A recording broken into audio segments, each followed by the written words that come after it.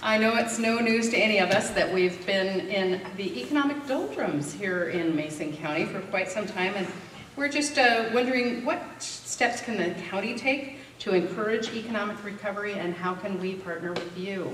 There is a theme here around partnership. And I think partnership is a big part of the solution. We're never going to get to where we want to be without new job creation. And most of us know that 70+% of the new jobs come from small businesses. A lot of those we would like to see be jobs that actually started here, and frankly, we have some of that.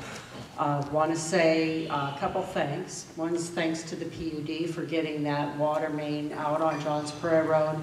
That's something that this community had needed for a number of years, and it was your initiative that got that going. Thank you very much. The county is a major contributor to the EDC at the level of about $34,000, $35,000 a year.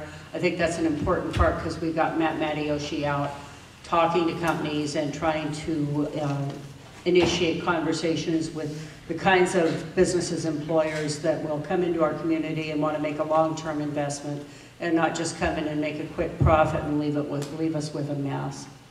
If you call, and I've actually done a little bit of this, call some of the best companies to work for and say, what would, not do you want to come here, but what are the kinds of things you look for if you are going to move to a new area? And you hear some interesting things. One of the things that Matt has told me a number of times is if the owner's wife comes to town and says, I won't live here, you never see him again.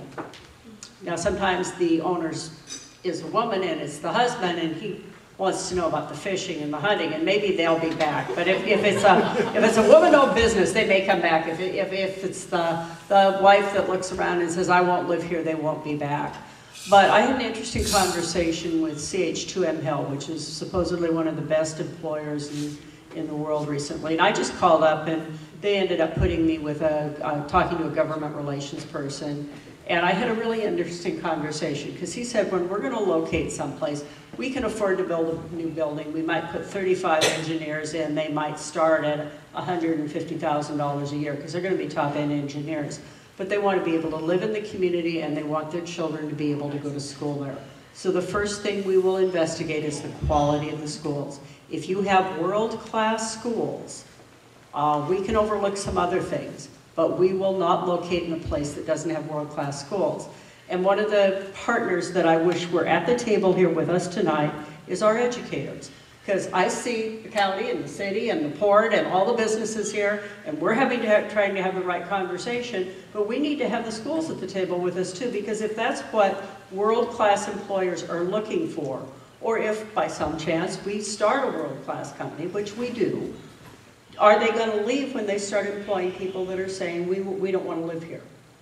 So I think a real honest look at our community, both in terms of what it looks like when somebody drives through. And I actually think that, other than a few potholes in the city, I think Mason County is very, very charming. And I know the mayor's working on that. I think we have a lot of really accessible and appropriate land that could be rezoned for development, whether it's with the port or just with the county. But until we really have the honest conversation with ourselves, do we have schools that want to attract businesses and keep businesses once they start to develop here? I'm not sure we can get to where we need to be, and I guess the invitation from tonight is let's make sure that we get the schools involved with us on the chamber, on the county, on the Council of Governments kinds of activities we do, because I really think that that's one of the initial tough conversations we've got to have with ourselves.